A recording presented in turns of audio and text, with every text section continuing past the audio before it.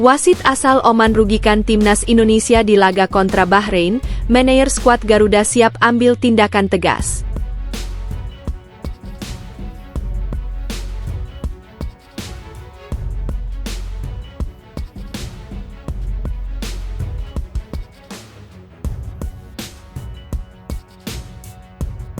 Presiden FIFA kecam keras kecurangan wasit Bahrain versus Indonesia di kualifikasi Piala Dunia. Memang itu salah satu yang kita sentiasa, yang saya cakap, kita sentiasa berusaha untuk dapatkan pasukan-pasukan yang baik untuk bersaing dengan kita tu, untuk mata ranking lah. Saya rasa menyukarkan jugalah kan, kalau ada dua. Malaysia makin jor-joran saingi timnas Indonesia. Usai datangkan pemain keturunan Australia dan Norwegia, kini diperkuat pemain asal Italia.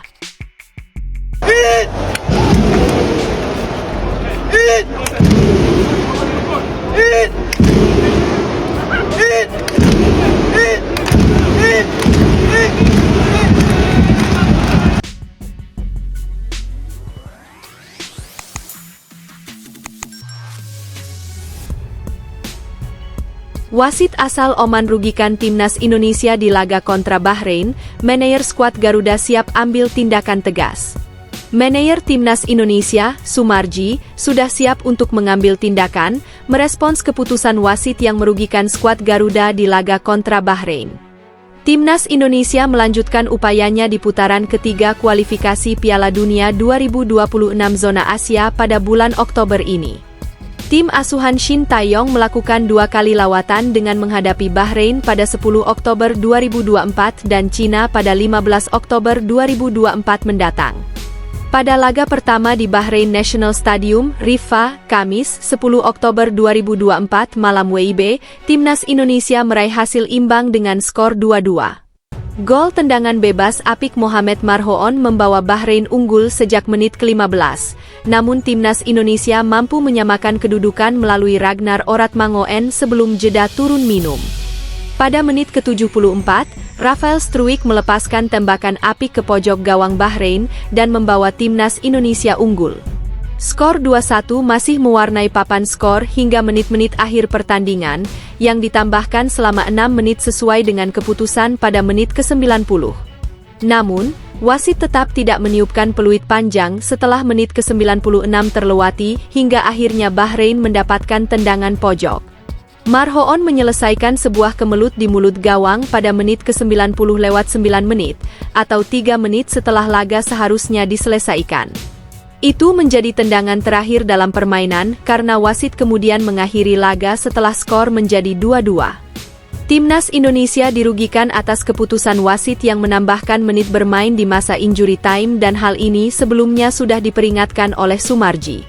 Sebelum berangkat ke Bahrain pada Sabtu, 5 Oktober 2024 lalu, Sumarji telah menyampaikan bahwa hal seperti ini telah menjadi perhatian.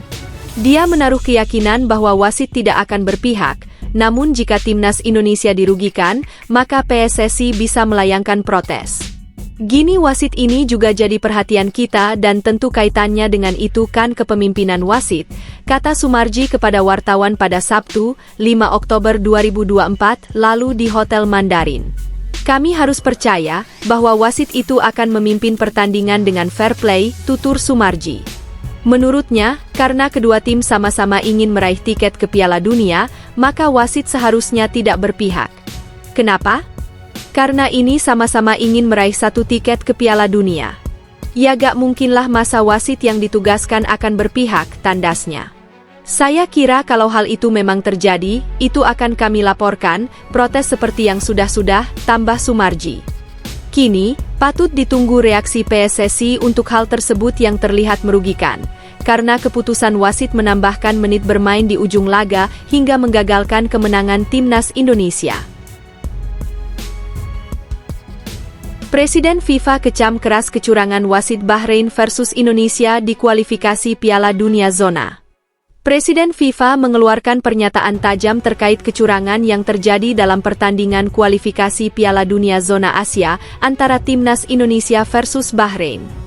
Meskipun timnas Indonesia harus menahan imbang dari Bahrain, dua Presiden FIFA, yaitu Gianni Infantino, menyoroti tidak adanya fair play yang ditunjukkan oleh wasit dalam pertandingan tersebut.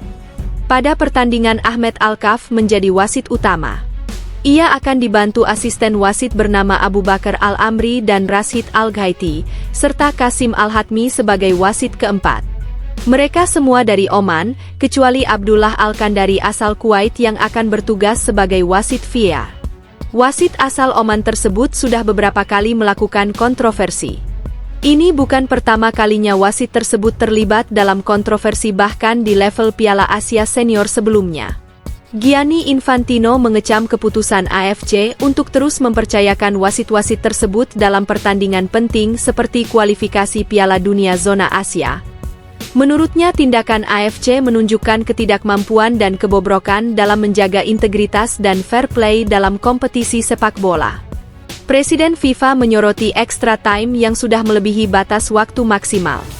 Secara keseluruhan, Presiden FIFA juga menyuarakan keprihatinannya terhadap penyebaran praktik curang yang tampaknya terjadi secara berulang dalam kompetisi AFC. Saya menyerukan kepada AFC untuk melakukan penyelidikan menyeluruh terhadap dugaan kecurangan ini dan untuk mengambil langkah-langkah tegas dalam mencegah hal serupa terjadi di masa depan, tambah Infantino. Malaysia makin jor-joran saingi timnas Indonesia. Usai datangkan pemain keturunan Australia dan Norwegia, kini diperkuat pemain asal Italia. Malaysia semakin jor-joran demi menyaingi timnas Indonesia dengan mendatangkan sejumlah pemain keturunan mulai dari Australia, Norwegia hingga Italia. Asosiasi Sepak Bola Malaysia (FAM) terkesan meniru cara Shin Tae-yong di timnas Indonesia yang rajin menaturalisasi pemain keturunan demi mempersolid skuad Garuda. Sebut saja seperti Jai Itzes, Martin Paes, Justin Hubner, Tom Haye, Ragnar Oratmangoen, Rafael Struijk, Jordi Amat, Sandy Walsh, Mees Hilgers hingga Elani Rejders menjadi deretan pemain naturalisasi pilihan Shin Tae-yong. Mereka sengaja dinaturalisasi karena diproyeksikan membawa timnas Indonesia menuju gerbang Piala Dunia 2026 yang akan digelar di Amerika Serikat, Kanada, dan Meksiko. Menariknya, program naturalisasi yang digunakan Shin Tae-yong dan PSSI itu ditiru oleh FAM yang sebelumnya sempat memproses Matsdale meski pada akhirnya ditolak FIFA karena tak memenuhi syarat. Namun baru-baru ini, media Malaysia yakni Makan Bola melaporkan ada pemain keturunan Italia hingga Norwegia yang akan menjadi pemain potensial Malaysia di masa depan. FAM merilis daftar 25 pemain Malaysia U16 untuk pemusatan latihan jelang kualifikasi Piala Asia U17 2025 di Vientiane, Laos yang akan digelar pada 21 hingga 28 Oktober 2024. Ujian berat bagi Malaysia U16 untuk memesan tiket kualifikasi Piala Asia U17 itu dengan menghadapi Oman, UEA, dan Laos pada 23 hingga 27 Oktober.